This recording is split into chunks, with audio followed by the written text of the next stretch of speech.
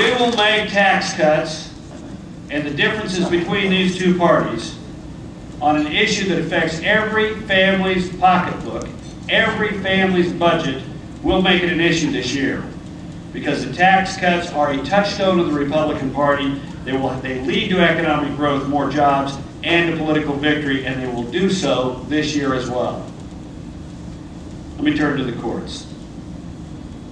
A few months ago, the American people witnessed something like a national seminar on judicial philosophy. Whether you're a lawyer or not, if you turned on the television, you got a lecture on judicial philosophy. On one side of the divide were 8 liberal Democrat senators: Kennedy, Biden, Leahy, Schumer, Durbin, Cole, Feinstein, and Feingold. And on the other side of the divide were 2 extraordinary judges, John Roberts and Sam Alito. Now I admit it, the contest wasn't even close. I admit the Democrat senators talked a whole lot more, particularly that Biden fellow. But John Roberts and Sam Alito spoke a whole lot better. Judge Roberts and Judge Alito demonstrated that they possessed brilliant legal minds and outstanding judicial temperaments. And they showed that they belonged without a doubt on the United States Supreme Court. And guess what?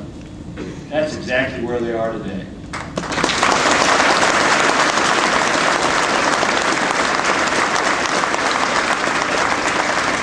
These 2 remarkably able men will help shape the law and the culture of our country for decades to come. But their confirmation would not have been possible without 2 Keystone Staters, Senator Specter and Rick Santorum. They did a fantastic job.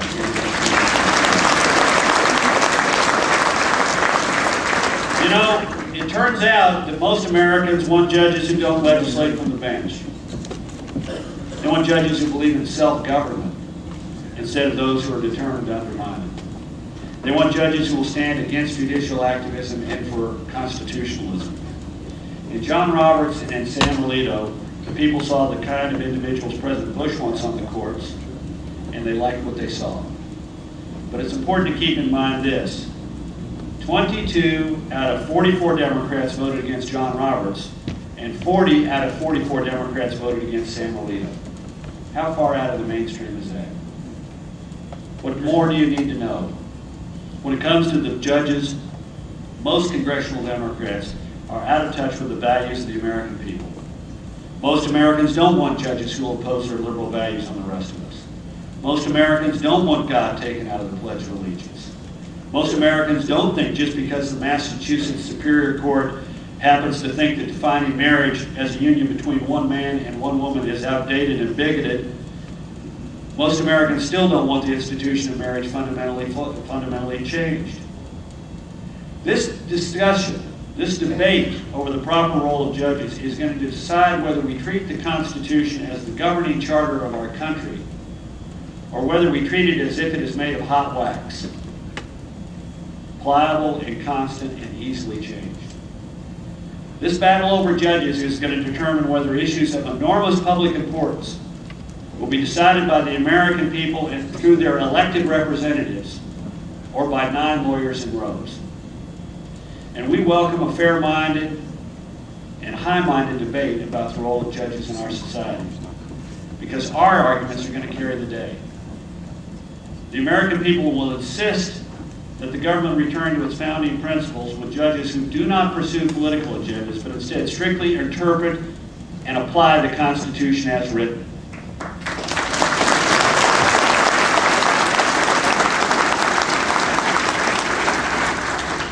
Before they bring on the salads, let me turn to national security. America is at war, and so national security is on the minds of Americans. President Bush understands we're fighting a war with a brutal and merciless enemy. He understands 9/11 changed everything. He understands we cannot wait until we're struck again. Instead, we must run the killers to the ground and end the terror threat once and for all if we want the world to be a hopeful and optimistic place for our children and our grandchildren. No half measures. complete and utter victory in the fight against global terrorism.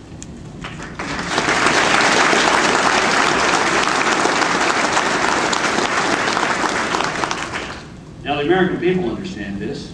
They know we face a ruthless enemy. They know we need a commander-in-chief and a Congress who understand the nature of the threat and the gravity of the moment that we find ourselves in. If we're to win the war against terror, promote liberty in regions of the world that have never known it, and keep America safe against attacks, we need Republican leadership. Because many Democrats disagree with the policies necessary for victory. Nearly 2/3 of House Democrats and nearly half of all Senate Democrats voted against the use of force resolution against Saddam Hussein. If they had had their way, if they prevailed, Saddam Hussein would still be in power, the mass graves would still be filling up, and America and the world would still be threatened by a man who former UN weapons inspector Richard Butler called, quote, a homicidal dictator who's addicted to weapons of mass destruction. We were right to remove Saddam Hussein from power. America and the world are safer for it.